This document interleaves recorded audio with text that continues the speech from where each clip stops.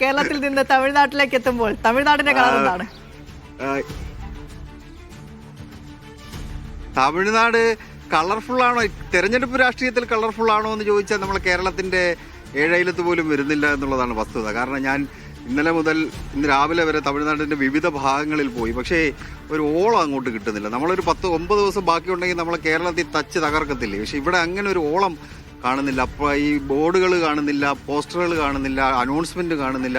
സ്ഥാനാർത്ഥികൾ എവിടെയെങ്കിലുമൊക്കെ കൂടി നിന്നിട്ട് അവരിങ്ങനെ വണ്ടിയിൽ പോയിട്ട് എവിടെയെങ്കിലും കുറച്ച് ആൾക്കാർ കാണുമ്പോൾ അവിടെ നിർത്തി സംസാരിക്കും എന്നുള്ള രീതിയാണ്. അത് ഞാനങ്ങനെ തിരക്കി ഈ സംഭവം ഇത് ഇപ്പോൾ മാത്രമാണോ എപ്പോഴും ഉള്ളതാണോ എന്ന് വെച്ചാൽ എപ്പോഴും ഇങ്ങനെ തന്നെയാണ്. തമിഴ്നാട് അങ്ങനെ ഒരു വലിയ ഓളത്തിലേക്കൊന്നും പോകുന്നൊരു തിരഞ്ഞെടുപ്പല്ല. നമുക്കൊരു ഉത്സവമാണെന്നുണ്ടെങ്കിൽ ഇവിടെ അങ്ങനെ ഉത്സവ പ്രതീതിയൊന്നും കാണാൻ കഴിയുന്നില്ല. ജനങ്ങളോട് സംസാരിക്കുമ്പോഴും അവർക്കും വലിയ താല്പര്യമൊന്നുമില്ല. പക്ഷെ അവരൊക്കെ പോയി വോട്ട് ചെയ്യുന്നുണ്ടായിരിക്കാം. പക്ഷേ ജനങ്ങൾക്ക് ഈ രാഷ്ട്രീയത്തോടൊരു വലിയ ഒരു താല്പര്യം, തെരഞ്ഞെടുപ്പ് രാഷ്ട്രീയത്തോടൊരു വലിയ താല്പര്യം അവർ പ്രകടിപ്പിക്കുന്നില്ലെന്നാണ് പൊതുവേ നമുക്ക് കാണാൻ കഴിഞ്ഞത്. എന്തായാലും ഈ രാഷ്ട്രീയ പാർട്ടികൾ അതിനകത്ത് ഒരു കുറവും വരുത്തുന്നില്ല. അവർക്ക് ചെയ്യാൻ കഴിയുന്ന കാര്യങ്ങളെല്ലാം അവർ ചെയ്യുന്നുണ്ട്. ഇന്ന് പ്രധാനമായും തമിഴ്നാട്ടിൽ നടക്കുന്ന പരിപാടി, ഞാനിപ്പോൾ ഉള്ളത് കന്യാകുമാരിയിലാണ്. കന്യാകുമാരിയിൽ നടൻ വിജയുടെ TV-ക്ക് പ്രചരണം ഇന്ന് നടക്കുന്നുണ്ട്. നടൻ വിജയ് ഇന്ന് തമിഴ്നാട്ടിലെ കന്യാകുമാരിയിലേക്ക് ഇന്ന് എത്തിച്ചേരുകയാണ്. ഉച്ചയ്ക്ക് 2 മണി മുതൽ രാത്രി 8 മണി വരെയാണ് പോലീസ് അതിന് അനുമതി നൽകിയിരിക്കുന്നത്. ആ പരിപാടിക്ക് അനുമതി നൽകുമ്പോഴും 51 നിർദ്ദേശങ്ങൾ പോലീസ് നൽകിയിട്ടുണ്ട്. കാരണം വിജയുടെ കൂടെ വരുന്ന ആൾക്കാരുമായി ബന്ധപ്പെട്ട് വലിയ രീതിയിലുള്ള അപകടങ്ങൾ ഉണ്ടാകുന്നുണ്ട്. വിജയ് വണ്ടിയിൽ യാത്ര ചെയ്യുമ്പോൾ ഇവർ ബൈക്കിൽ പുറകെ യാത്ര ചെയ്യുന്നു, അത് അപകടത്തിൽപ്പെടുന്നു, അങ്ങനെയുള്ള പ്രശ്നങ്ങളുണ്ട്. അങ്ങനെ ഇന്നലെ ഒരു പരിപാടി വിജയ് റദ്ദാക്കിയിരുന്നു. ഇന്നിപ്പോൾ പരിപാടിക്ക് അനുമതി നൽകിയിട്ടുണ്ട്. വിജയ് വരും എന്ന് തന്നെയാണ് ഇതുവരെ ഈ സമയം വരെ പ്രതീക്ഷിക്കപ്പെടുന്നത്. ഈ പരിപാടി റദ്ദാക്കുന്നതിന് പരിഹസിച്ചുകൊണ്ട് തമിഴ്നാട് ഉപമുഖ്യമന്ത്രിയായ ഉദയനിധി സ്റ്റാലിൻ ചില പ്രസ്താവനകൾ ഇന്നലെ നടത്തി. ചില ആൾക്കാർ വിശ്രമിച്ച് ക്ഷീണിച്ചു പോയി എന്ന തരത്തിലുള്ള പരാമർശങ്ങൾ ഉദയനിധി സ്റ്റാലിന്റെ ഭാഗത്ത് നിന്ന് ഉണ്ടായിട്ടുണ്ട്. എന്തായാലും വിജയുടെ പരിപാടികളിൽ വലിയ ആൾക്കൂട്ടം കാണാൻ കഴിയുന്നുണ്ട്. പക്ഷെ അത് വോട്ടായി മാറുമോ ഇല്ലയോ എന്നുള്ളത് കാത്തിരുന്ന് കാണേണ്ടതാണ്.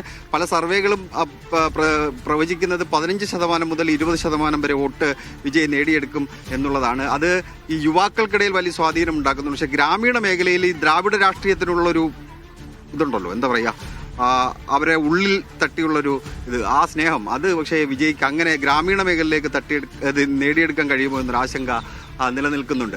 പിന്നീടുള്ളത് മുഖ്യമന്ത്രിയുടെ പ്രചരണ പരിപാടികളാണ്. മുഖ്യമന്ത്രി MK സ്റ്റാലിൻ അദ്ദേഹം ഇന്ന് പരമക്കുടിയിലും തൂത്തുക്കുടിയിലും പ്രചരണം നയിക്കുന്നുണ്ട്. അദ്ദേഹവും ഉപമുഖ്യമന്ത്രി ഉദയനിധി സ്റ്റാലിനും കനിമൊഴി MPയുമാണ് DMKയുടെ താരപ്രചാരകരായി നമുക്ക് കാണാൻ കഴിയുന്നത്.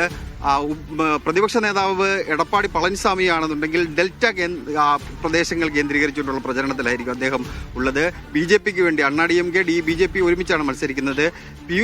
കേന്ദ്രമന്ത്രി പീയൂഷ് ഗോയൽ ചെന്നൈയിൽ തന്നെ ക്യാമ്പ് ചെയ്താണ് അദ്ദേഹമാണ് BJPയുടെ പ്രചരണത്തിന് നേതൃത്വം നൽകുന്നത്. എല്ലാ രാഷ്ട്രീയ പാർട്ടികളുടെ പരിപാടികൾ അവർ വന്നിറങ്ങുന്ന സമയത്ത് ഒരു ആൾക്കൂട്ടം നമുക്ക് കാണാൻ കഴിയുന്നുണ്ട് എന്നുള്ളതാണ് പ്രത്യേകത.